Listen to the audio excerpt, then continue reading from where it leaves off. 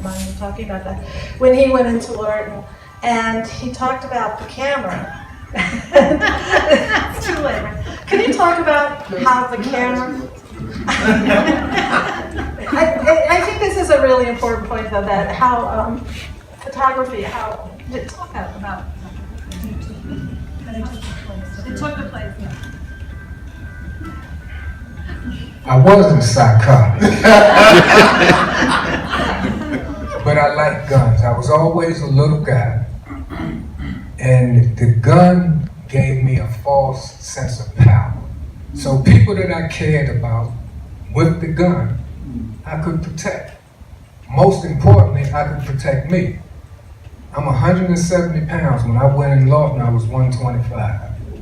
And most of the guys that were out, they were gangsters, they were cruel, and I grew up in those neighborhoods. I grew up around those guys, so that gun gave me that sense of authority and power, which is why I wouldn't carry a gun now, because with a gun, there's no negotiation.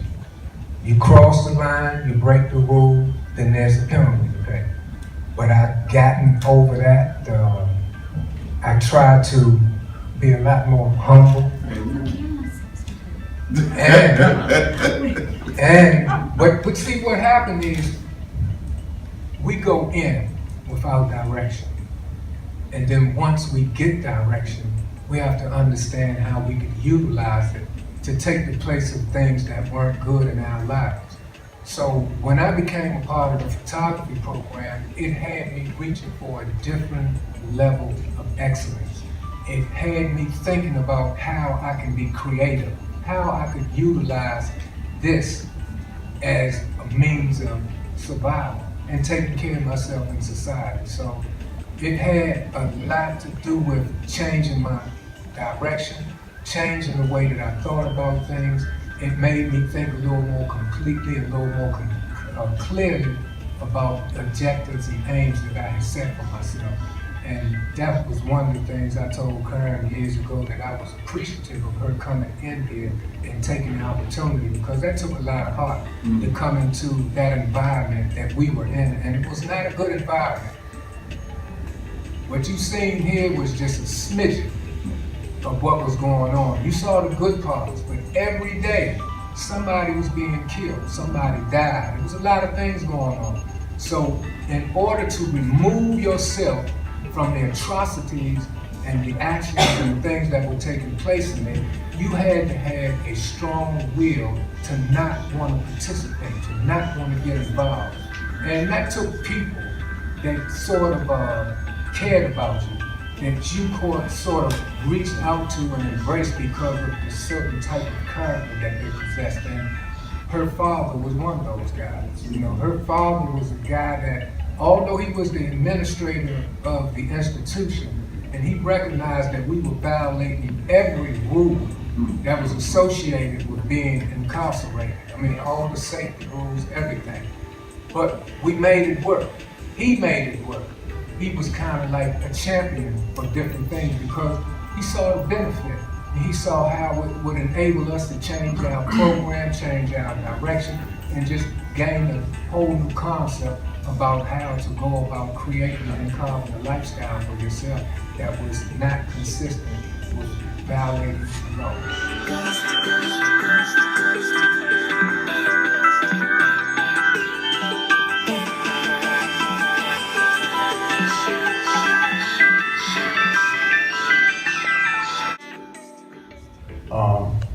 I think that was my worst nightmare, is not making it out of Lorton alive. And it was a reality, like Mike said, every day it was a reality. Somebody didn't make it home because they died in Lorton because of either an illness that the institution couldn't take care of, or because of somebody else didn't want you to live, and God allowed that to happen. I tell you, there were a lot of things going on in Lorton, and it was very easy for you not to make it out of this, to no fault of your own. But I'm thankful that I made it out. I'm thankful that the things I learned while I was there. I had great people around me. Now, I didn't know this, but God was surrounding me with people who would take care of me. You know, people like Mike and Bernard. Bernard became my best friend. You know, I remember when we met, we were kind of skeptical of each other, of what the motive was for wanting to be friends. You know, but I thank God that He allowed the relationship to flourish.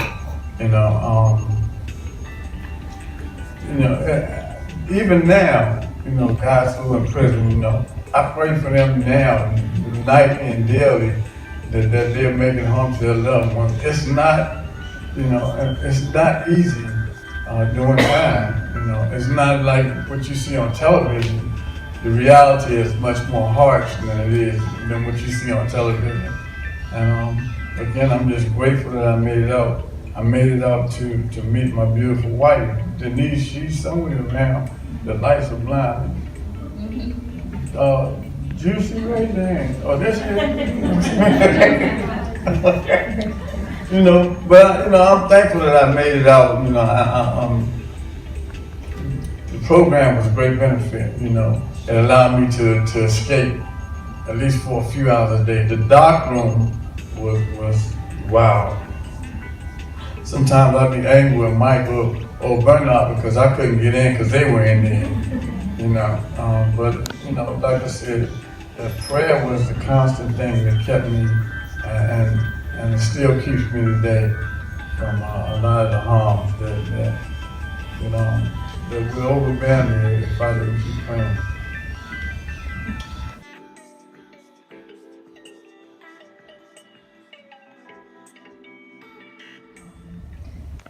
And your words. Just that at the time I thought I was a public speaker. Until I learned better.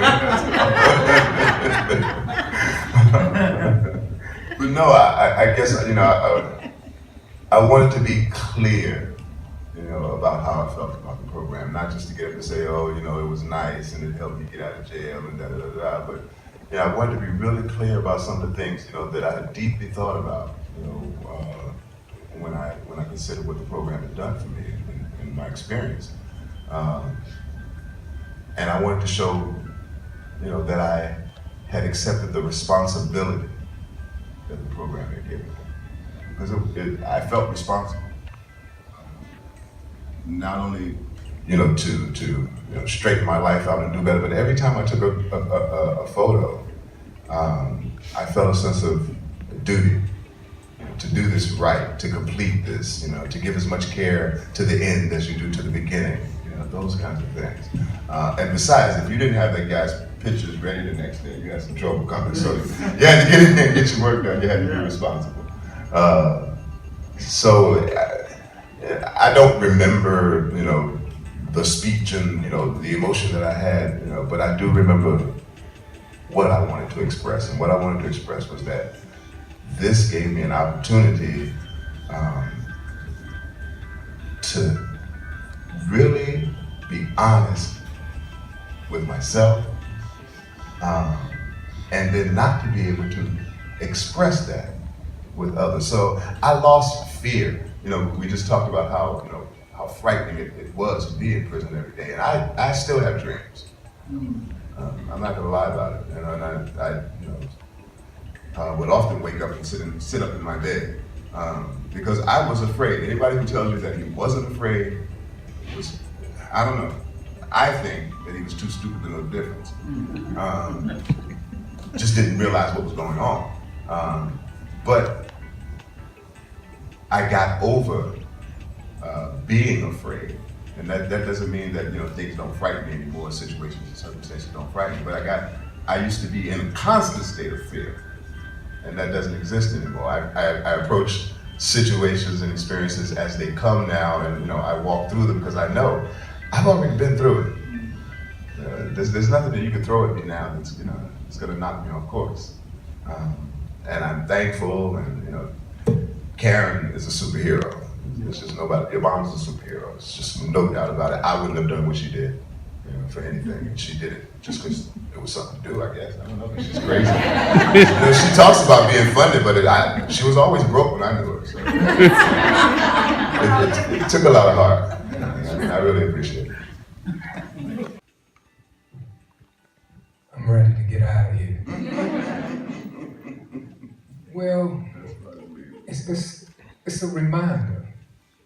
It's like he said, I have dreams, but the beauty is when I wake up, I'm in society. So pretty much that's it. But it's a place that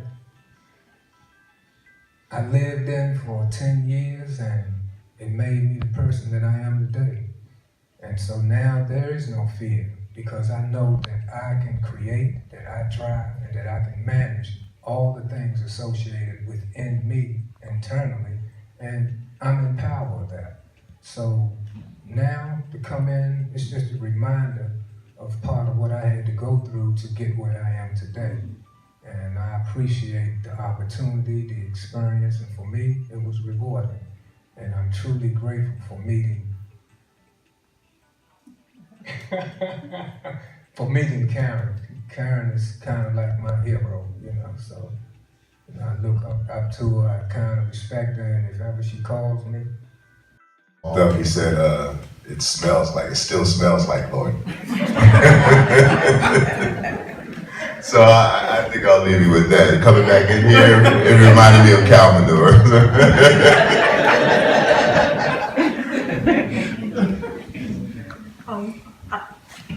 I would just like to say that I feel a lot of gratitude for the hard work that you guys put into the program, and also to Gary Griffin, who bought his first TV camera in 1985 and brought it to Lorton. We got permission. We came in for 4 days to shoot this, the archival footage that you saw today.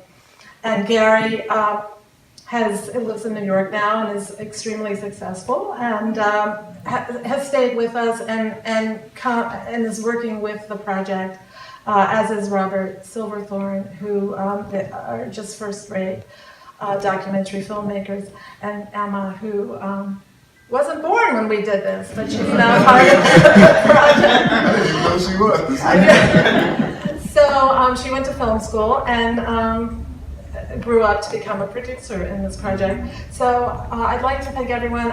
Gia, it's wonderful to have you, and Janelle and Laura. We so appreciate you bringing this project into the Workhouse Arts Center and making it your inaugural exhibition. It means a lot to us.